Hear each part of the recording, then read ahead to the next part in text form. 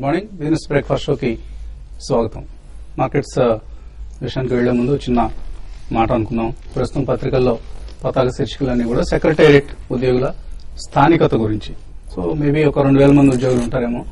ఈ 2000 ఉద్యోగుల గురించి మనం రోజు పేపర్లో బ్యానర్ స్టోరీస్ అండ్ టీవీలో గంటల డిస్కషన్స్. ఇంత అవసరమా?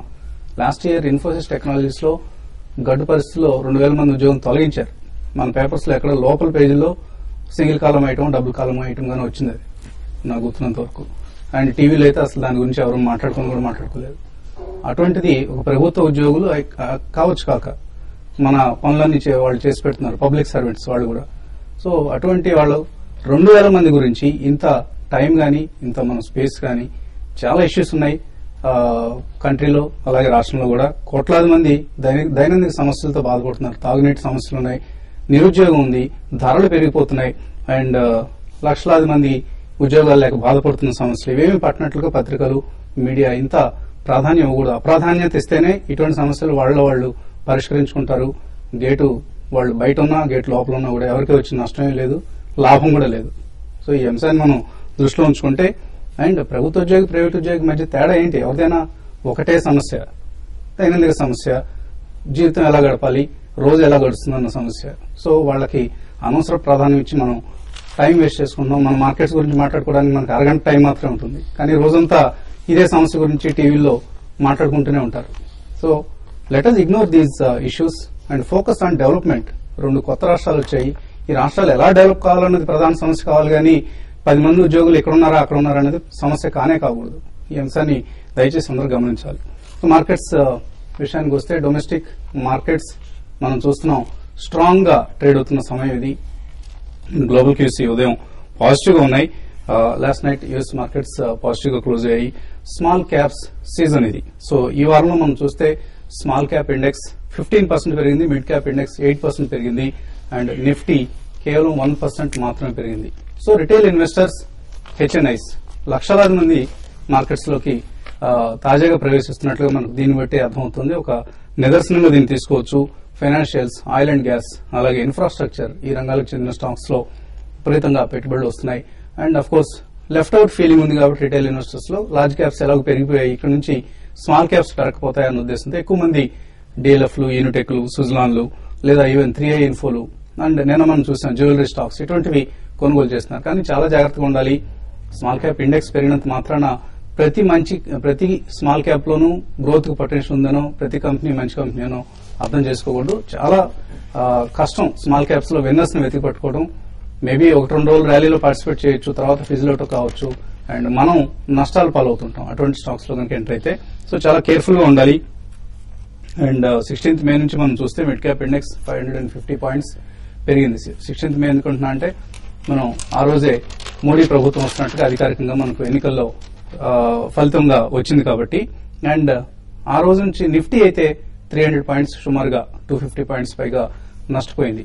సో మిడ్ క్యాప్స్ కి, లార్జ్ క్యాప్స్ కి మధ్య ఉన్న వ్యత్యాసం దీన్ని బట్టి అర్థం చేసుకోవచ్చు. లాస్ట్ 1 మంత్ లో యూనిటెక్ లాంటి స్టాక్స్ 75% పెరిగింది, Lanco 70%, IVRCL 89%, and India bulls power 71%, HDIL 31% పెరిగింది, గీతాంజలి జెమ్స్ 55% పెరిగింది, ఎంఎంటీసీ. ఇలా లిస్ట్ అనంతంగా ఉంది, చాంతాడంత లిస్ట్ ఉంది.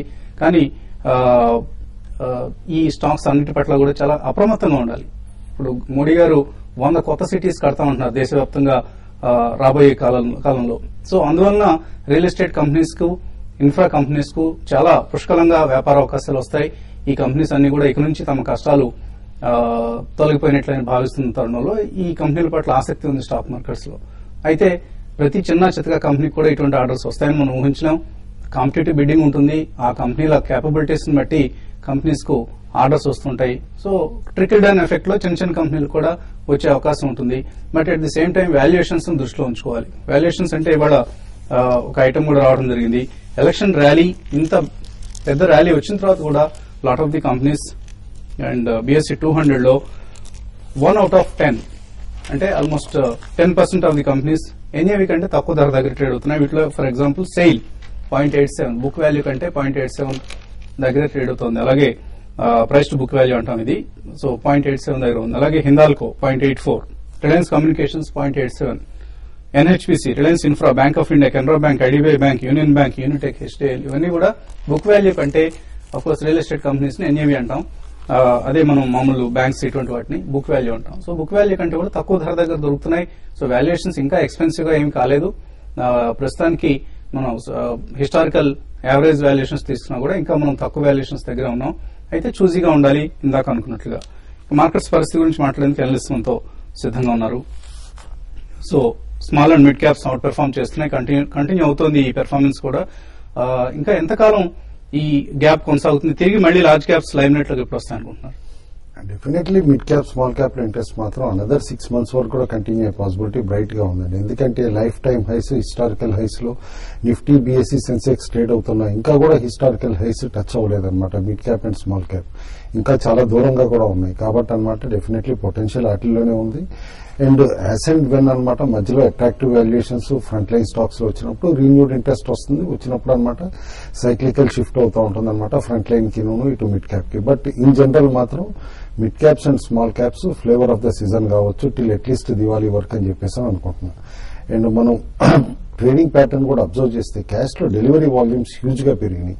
This is literally first time అనమాట దాదాపు ఇన్ 4 years అనమాట క్యాష్ మార్కెట్ లో, అంటే మిడ్ క్యాప్ స్మాల్ క్యాప్ లో చాలా మంది విల్లింగ్ గా అనమాట డెలివరీస్ తీసుకుంటున్నారు. అండ్ బ్రోకరేజెస్ నుంచి రిపోర్ట్స్ కూడా వస్తున్నాయి. ఏదైతే కనుక ఇనాపరేటివ్ డిమాట్ అకౌంట్స్ ఉన్నాయో అన్ని కూడా అందరు ఫోన్లు చేసి తిరిగి అనమాట ఆపరేషనల్ కి తీసుకురావటం అండ్ ఆర్డర్స్ కూడా పెట్టడం అనమాట. కాబట్టి వన్స్ రీటైల్ ఇన్వెస్టర్స్ మార్కెట్ లో రావటం మొదలైతే మాత్రం డెఫినెట్లీ యాక్షన్ అనమాట వీటిలోనే ఎక్కువ రోజులు కంటిన్యూ అయ్యే పాసిబిలిటీ ఉంది. అయితే ఫ్రంట్ లైన్ స్టాక్స్ కి వచ్చేపాటికి మనం చూస్తున్నాం చాలా ఈవెంట్స్ కూడా అనమాట ఇప్పుడు మార్కెట్ వెయిట్ చేస్తుంది. లైక్ కేబినెట్ ఫార్మేషన్, ఆ తర్వాత రాబోయే పాలసీ ఇనిషియేటివ్స్ కానీ వీటన్నిటికీ కూడా వెయిట్ చేస్తుంది. అండ్ ఇటు మాన్సూన్ సెట్టింగ్ కూడా ఎట్లా అవుతుంది అనేది చూస్తుంది. నిన్న మనం అబ్జర్వ్ చేసాం rupee one of the single day rise అనమాట మాక్సిమం వచ్చిందనమాట. నిన్న దాదాపు 58.41 వరకు స్ట్రెంథన్ అవటం కూడా చూసాం. దాంతో ఐటీ స్టాక్స్ అనమాట తిరిగి కొంచెం వీక్ అవ్వటం అండ్ ఇమీడియట్లీ ఇటు oil and gas based stocks benefit అవుతాయి కాబట్టి అవి పెరగటం, లైక్ గెయిల్ కానీ రిలయన్స్ ఇండస్ట్రీస్ కానీ ఇలాంటి స్టాక్స్ అన్ని కూడా. కాబట్టి ట్రేడర్స్ మాత్రం ఫ్రంట్ లైన్ స్టాక్ లో ట్రేడింగ్ చేసుకోమంటాను. ఇటు బి గ్రూప్ లో మాత్రం డెఫినెట్లీ డెలివరీ బయింగ్ తీసుకోమంటాను. ఎందుకంటే మిడ్ క్యాప్ స్మాల్ క్యాప్ లో ఇంకా చాలా పొటెన్షియల్ ఉంది కాబట్టి. 7313 ఎస్ఎక్స్ నిఫ్టీ ట్రేడ్ అవుతున్న వాల్యూ ఇది. మనం ఎక్స్పైరీ దగ్గర పడుతుంది. ఎక్స్పైరీ దగ్గర పడుతున్నాం కూడా ఇండెక్స్ నిలబడింది. ఇన్ఫాక్ట్ మరికొంత పెరిగే అవకాశం కనిపిస్తుంది ఎఫ్ఐఎస్ ఇండెక్స్ ఫ్యూచర్స్ కొంటున్న ధోరణి బట్టి చూస్తే. సో ఇండెక్స్ ఎక్కడ క్లోజ్ అయ్యే ఛాన్స్ కనిపిస్తుంది మీకు ఎక్స్పైరీలోగా? ఎఫ్ఎండో లోపల ఇండెక్స్ మాత్రం అరౌండ్ ఈ లెవెల్ కన్నా ఒక 100 points 150 points అప్ సైడ్ ఉండే అవకాశం ఉంది. అంతకుమించి పెద్దగా పెరుగుతుందని అయితే నేను అనుకోను ఇండెక్స్ పరంగా చెప్పాలంటే. బట్ స్టాక్స్ మాత్రం మనం చూస్తున్నాం లాస్ట్ కొన్ని రోజులుగా, మరీ ముఖ్యంగా రిజల్ట్ వచ్చిన పక్క రోజు నుంచి కూడా మనకి లాస్ట్ ఒక 2 months గా మిడ్ క్యాప్ లో కొంచెం పెరిగాయి. అయితే రిజల్ట్ తర్వాతే మిడ్ క్యాప్ లో ఒక పెద్ద ర్యాలీ చూసాము. రిజల్ట్ తర్వాత ఇండెక్స్ 2.3% పెరిగితే మిడ్ క్యాప్ ఇండెక్స్ నేరుగా 26% దాకా పెరగడం చూసాము. కాబట్టి నా ఉద్దేశం ప్రకారం ఇంకా మిడ్ క్యాప్ స్టాక్స్ ఇంకా బాగా పెరిగే అవకాశం ఉంటుంది. ఇండెక్స్ మాత్రం ఒక 100 to 150 points దాకా పెరగవచ్చు. బట్ 7300 అనేది లాస్ట్ కొన్ని రోజులుగా ఆ లెవెల్ కి వచ్చి మార్కెట్ లో ఒక సెల్లింగ్ అనేది, ఒక ప్రాఫిట్ బుకింగ్ అనేది రావడం చూస్తున్నాము. కాబట్టి నెక్స్ట్ లెవెల్ కి వెళ్లాలంటే మాత్రం నిఫ్టీ 7300 పైన దానిపైన సస్టైన్ కాగలిగితేనే ఉన్న 2 days నెక్స్ట్ లెవెల్ కి అంటే అరౌండ్ 7450 దాకా నిఫ్టీ పెరగడానికి అవకాశం ఉంటుంది. అది నిఫ్టీకి సంబంధించి. ఈవెన్ బ్యాంక్ నిఫ్టీ కూడా కొంచెం కన్సాలిడేషన్ ఫేజ్ లో ఉంది. కాబట్టి బ్యాంక్ నిఫ్టీ కూడా ఈ సిరీస్ కి మాత్రం ఎవరి డిప్ లో బై చేసుకోమని చెప్తాను. ఒక 100 to 150 points వచ్చినాక బై చేసుకోవచ్చు. ఇక్కడ నుంచి ఈవెన్ 600 to 800 దాకా బ్యాంక్ నిఫ్టీ పెరగవచ్చు. ఇంకా ఈ లార్జ్ క్యాప్ స్టాక్స్ లో వస్తే మాత్రం కొన్ని స్టాక్స్ కొంత రెసిస్టెన్స్ హైయర్ లెవెల్ లో ఫేస్ చేయడానికి అవకాశం ఉంటుంది. లైక్ రిలయన్స్ ఒకటి, ఇటువంటి స్టాక్స్ లో కొంత higher level of resistance face చేయొచ్చు. అయితే మిడ్ క్యాప్ మాత్రం కంటిన్యూగా పెరిగే అవకాశం ఉంటాయి. కాబట్టి మిడ్ క్యాప్ స్టాక్స్ లో పొజిషన్ తీసుకోమంటాను. ఐఎఫ్సిఐ ఒకటి బాగా పెరగడానికి అవకాశం ఉంది. కరెంట్ లెవెల్స్ నుంచి అరౌండ్ 40 to 44 రూపీస్ అంటే నెక్స్ట్ పొజిషన్ తీసుకుని ఒక 1 week కోసం తీసుకునే వాళ్ళు బై చేయమని చెప్తాను. తర్వాత ఎంఆర్పీ ఒకటి చాలా స్ట్రాంగ్ రిజల్ట్ అనౌన్స్ చేసింది. లాస్ నుంచి ప్రాఫిట్ రావడం చూసాము. కాబట్టి ఎంఆర్పీ కూడా పొజిషన్ ట్రేడర్స్, తర్వాత ఇంటర్డే ట్రేడర్స్ కూడా పొజిషన్ తీసుకోమంటాను. తర్వాత కొంచెం రిస్కీ బెట్ అవుతుంది డెల్టా కార్పొరేషన్. అది కూడా వాల్యూమ్స్ బాగా జనరేట్ అయ్యాయి. ఇది 140 ఆ లెవెల్ దాకా పెరగవచ్చు. దాంట్లో కూడా పొజిషన్ తీసుకోమంటాను. జైన్ ఇరిగేషన్ ఒకటి కూడా చాలా స్ట్రాంగ్ గా ట్రేడ్ అవుతుంది. దీంట్లో కూడా పొజిషన్ తీసుకోమంటాను. కొంచెం ఈ రోజు మాత్రం ఒక ఫార్మా కంపెనీలు సిప్లా ఒకటి రిజల్ట్ ఎలా ఉంది? రిజల్ట్ అంత గొప్పగా రాలేదండి, నాట్ బ్యాడ్. కాబట్టి టాప్ లైన్ ఎంత పెరిగింది, బాటమ్ లైన్ ఎంత పెరిగింది? టాప్ అంటే క్లియర్ గా నేను అంత చూడలేదు, మామూలుగా వాల్యూమ్స్ పరంగా. సో రిజల్ట్ కు కంపెనీ షేర్ వాళ్ళు రెస్పాండ్ అయ్యే అవకాశం ఉంది కాబట్టి ఒకసారి టాప్ లైన్ జస్ట్ 9.5% డిసప్పాయింట్ చేసింది, but bottom line has gone up by 95% because of lower tax incidence. ఈ అంశాన్ని దృష్టిలో ఉంచుకోవాలి మనం. కాలర్స్ లైన్ ఉన్నారు. రమేష్ కామారెడ్డి నుంచి first caller. Hello sir, good morning sir. Morning అండి. ఇప్పుడు Deccan Chronicle, Kingfisher shares ఇప్పుడు తీసుకుంటే ఎలా ఉంటుంది సార్? ఎందుకు ఇటువంటి దిక్కుమాలి కంపెనీల పట్ల ఆసక్తి చూపిస్తున్నారు? అవి 20% అప్డేట్లు అయిపోయినాయి కదా సార్ నిన్న. సర్క్యూట్లు అవుతుంటాయండి, కానీ కంపెనీల ఆర్థిక పరిస్థితులు ఎటువంటి మార్పు లేదు, ఇంకా దిగజారుతున్నాయి. ఈ కంపెనీల ఫైనాన్షియల్ పొజిషన్ మీకు తెలుసు, గతంలో ఏం జరిగింది అనేది రెండు కంపెనీలకు సంబంధించి మళ్ళీ కొత్తగా మనం చెప్పుకోవాల్సిన అవసరం లేదు. ఏమైనా ఈ కంపెనీ భవిష్యత్ ఆశాజనకంగా ఉందా? ఏం లేదండి, క్యాట్స్ అండ్ డాగ్స్ అనమాట. ఇలాంటి సీజన్ లో మూవ్ అవుతా ఉంటే స్టోరీలు కూడా పుట్టిస్తూ ఉంటారు అనమాట. ఏదో కింగ్ ఫిషర్ రివైవల్ రావచ్చు, ఇటు డెక్కన్ క్రానికల్ ఇంకో స్ట్రాటజిక్ ఇన్వెస్టర్ రావచ్చు, ఇట్లా అని చెప్పేసి అనమాట. కాబట్టి అలాంటి స్టోరీస్ ఫాలో అవ్వద్దంటాను. ఫండమెంటల్ చేంజెస్ వస్తేనే చూడాలి. ఇన్ఫాక్ట్ Q4 లో డెక్కన్ క్రానికల్ దాదాపు 100 crores పైన లాస్ కూడా చూపించారనమాట. అండ్ కింగ్ ఫిషర్ అయితే మనం చెప్పక్కర్లేదు కూడా, ఎందుకంటే అవసాన దశలో ఉంది. కాబట్టి బెటర్ స్టాక్స్ చాలా ఉన్నాయండి, ఫండమెంటల్స్ ఉన్న స్టాక్స్ చూస్ చేసుకోండి. ఎందుకంటే మార్కెట్ కరెక్షన్ వస్తే మళ్ళీ ఇలాంటి స్టాక్స్ మీరు 20% సర్క్యూట్ అనుకుని 20% డౌన్ సర్క్యూట్ కూడా ఉంటాయి. అదే ఫండమెంటల్ స్టాక్స్ అయితే రిటర్న్ అవుతాయి అనమాట. ఇలాంటి స్టాక్స్ రిటర్న్ రావడం కూడా డిఫికల్ట్ గా ఉంటుంది. జాగ్రత్తగా ఉండండి, ఎటువంటి కంపెనీస్ జోలికి వెళ్ళొద్దండి. డెక్కన్ క్రానికల్ కావచ్చు, కింగ్ ఫిషర్ కావచ్చు, ఈవెన్ మన స్టేట్ నుంచి చాలా కంపెనీస్ ఈ మధ్య యాక్టివ్ గా ట్రేడ్ అవుతున్నాయి. స్మాల్ క్యాప్స్ మొన్నటిదాకా అన్టచబుల్ స్టాక్స్ గా మనం భావించిన కంపెనీస్ అన్ని ఇవాళ సర్క్యూట్ టచ్ అవుతున్నాయి. జాగ్రత్తగా ఉండాలి. శ్రీనివాస్ కరీంనగర్ నుంచి తర్వాత colour. Hello Srinivas. Hello sir. అడగండి. టీవీ వెంట మానేసి ఫోన్ లో మాట్లాడండి. JMR and GMR infra, LIC housing finance, ఈ రెండు ఈ రేట్లో బై చేయొచ్చు సార్. ఎంతకన్నా హోల్డ్ చేస్తారు ఇవి? షార్ట్ టర్మ్ కోసం, లాంగ్ టర్మ్ కోసం అండి? ఒక 6 months అండి. Okay, 6 months. రెండు కూడా 6 months కోసం బై చేయొచ్చు అండి. మరి ముఖ్యంగా ఎల్ఐసి హౌసింగ్ ఫైనాన్స్ అయితే ఉన్న వాటిలో కొంచెం వాల్యుయేషన్ పరంగా లో పీఈతో ట్రేడ్ అవుతుంది. లాస్ట్ కొన్ని రోజులుగా వస్తున్న డబ్బు మనం చూస్తున్నాం. ఇక ఏవైతే లో పీఈతో ట్రేడ్ అవుతుందో వాల్యుయేషన్ అట్రాక్టివ్ అటువంటి స్టాక్స్ లో ఇన్వెస్ట్మెంట్ జరుగుతుంది. మీరు ఎల్ఐసి హౌసింగ్ ఫైనాన్స్ లో మీరు డెఫినెట్ గా ఇన్వెస్ట్ చేయండి, ఇంకా ఇక్కడి నుంచి పెరగడానికి అవకాశం ఉంది. అదేవిధంగా జీఎంఆర్ లో కూడా మీరు ఇన్వెస్ట్ చేయండి. ఇక రెండు కూడా నెక్స్ట్ 6 to 8 months లో కరెంట్ వ్యవస్థ నుంచి ఇంకా అప్ సైడ్ అనేది బాగా కనపడుతుంది. మీరు బై చేసుకోమని చెప్తానండి. కుమార్ విజయవాడ నుంచి తర్వాత కాలర్. హలో. మనం ఐఆర్పీ 110 లో జైన్ 62 లో బై చేసాం. ఎప్పటి వరకు అట్టు పెట్టుకోవచ్చు? హోల్డ్ చేయమని చెప్పేసి చెప్తాను. నిన్న రిజల్ట్ వచ్చాయి రెండువి కూడా. రిజల్ట్స్ పక్కన పెట్టినా కూడానండి, ఎందుకంటే ఐఆర్బీలో స్పెసిఫిక్ న్యూస్ కూడా రావచ్చు. ఎందుకంటే మోస్ట్లీ క్యాబినెట్ మీటింగ్ లోనమాట, ఫస్ట్ క్యాబినెట్ మీటింగ్ లో రోడ్ ప్రాజెక్ట్స్ క్లియరెన్స్ ఇట్లా అని కూడా చెప్తున్నారు. కాబట్టి బెనిఫిట్ అయ్యే స్టాక్స్ ప్యూర్ రోడ్ స్టాక్స్ కింద చూస్తే ఐఆర్బీ ఇన్ఫ్రా, అశోక బిల్డ్కాన్ అనమాట. కాబట్టి మొమెంటం ఇంకా ఉంది. Stock can go to SIS పాత గ్లోరీ టైమ్స్ అనమాట, 225, 250.